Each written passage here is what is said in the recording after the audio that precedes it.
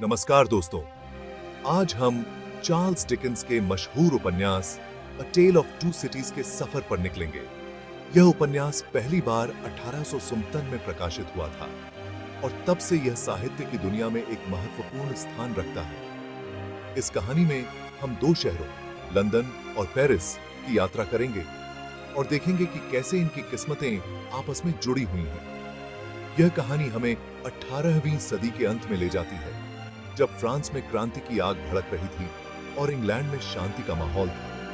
यह वह समय था जब समाज में बड़े बदलाव हो रहे थे और लोग अपने अधिकारों के लिए लड़ रहे थे। जहां फ्रांस की क्रांति और इंग्लैंड का शांत जीवन एक दूसरे से टकराते हैं। फ्रांस में लोग अत्याचार और अन्याय के खिलाफ उठ खड़े हुए थे, जबकि इंग्लैंड में लोग अपने दैनिक जीवन में व्यस्त थे। यह उपन्यास हमें दिखाता है कि कैसे दो अलग-अलग समाजों के लोग एक ही समय में अलग-अलग संघर्षों का सामना कर रहे थे। यह उपन्यास प्यार, त्याग और न्याय की कहानी बुनता है।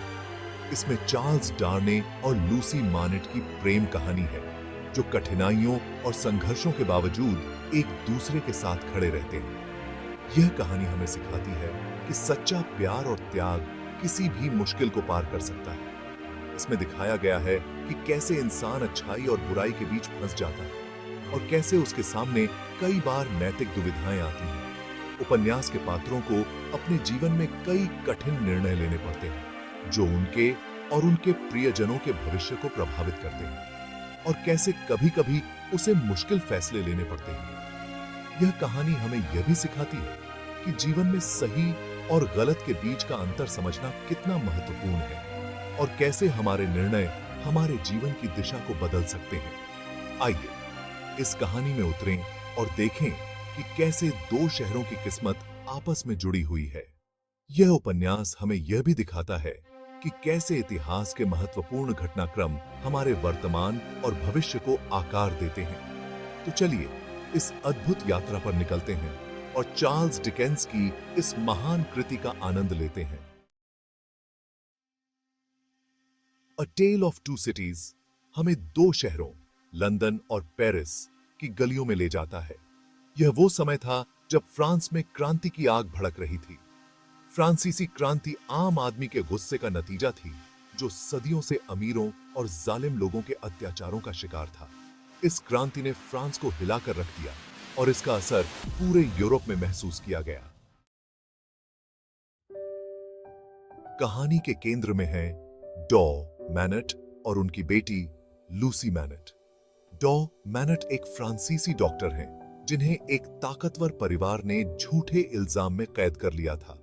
सालों बाद लूसी अपने पिता को जेल से छुड़ाने में कामयाब होती है और उन्हें लंदन ले आती है। लूसी एक नेकदिल और प्यारी लड़की है, जो अपने पिता से बेहद प्यार करती है।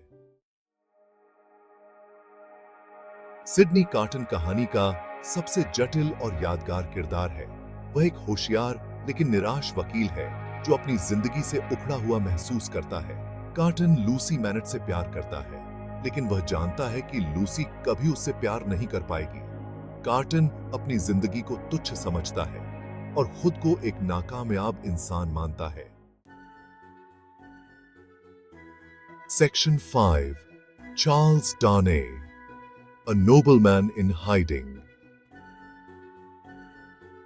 चार्ल्स डार्ने एक फ्रांसीसी रईस है, जो अपने परिवार के अत्याचारों से नफरत करता है। वह अपना नाम और पहचान बदलकर इंग्लैंड आ जाता है और एक शिक्षक बन जाता है। डार्ने एक नेकदिल और ईमानदार इंसान है, जो हमेशा सही काम करने की कोशिश करता है। Section 6 a tangled web of love and sacrifice. कहानी में प्यार, त्याग और बलिदान का जाल बुना गया है। यह कहानी हमें दिखाती है कि कैसे प्यार और बलिदान एक दूसरे से जुड़े होते हैं और कैसे ये भावनाएं हमारे जीवन को प्रभावित करती हैं। लूसी, डार्ने और कार्टन के बीच एक प्रेम त्रिकोण बनता है। यह त्रिकोण केवल एक साधारण प्रेम कहानी नहीं है, बल्कि यह उन भावनाओं और संघर्षों का प्रतीक है जो हम सभी अपने जीवन में अनुभव करते हैं। डार्ने और कार्टन दोनों ही लूसी से प्यार करते हैं, लेकिन उनके प्यार की अभिव्यक्ति और उनके इरादे अलग अलग हैं। डार्ने का प्यार सच्चा और गहरा है, जबकि कार्टन का प्यार त्याग और बलिदान से भरा हुआ है। लेकिन लूसी डार्ने से शादी करने का फैसला करती है। यह फैसला केवल एक शादी का नहीं है, बल्कि यह उन भावनाओं और संबंधों का प्रतीक है जो हम अपने जीवन में बनाते हैं। यह फैसला कार्टन का दिल तोड़ देता है, लेकिन वह अपने दर्द को छुपाता है और लूसी की खुशी के लिए खुद को कुर्बान करने का फैसला करता है। यह बलिदान केवल एक व्यक्ति का नहीं है, बल्कि यह उन सभी लोगों का प्रतीक है जो अपने प्रियजनों के लिए त्याग करते हैं। लेकिन वह लूसी की खुशी के लिए खुद को कुर्बान करने का फैसला करता है। यह कहानी हमें सिखाती है कि सच्चा प्यार केवल पाने का नाम नहीं है, बल्कि देने और त्याग करने का भी नाम है।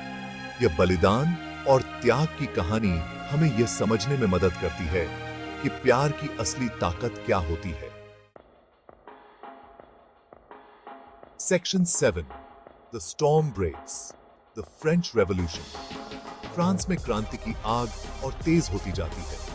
आम आदमी सदियों से चले आ रहे अत्याचारों का बदला लेने के लिए उठ खड़ा होता है। बास्तिल के पतन के बाद क्रांति एक हिंसक मोड़ ले लेती है। रईसों और उनके परिवारों को निशाना बनाया जाने लगता है और उन्हें मौत के घाट उतार दिया जाता है।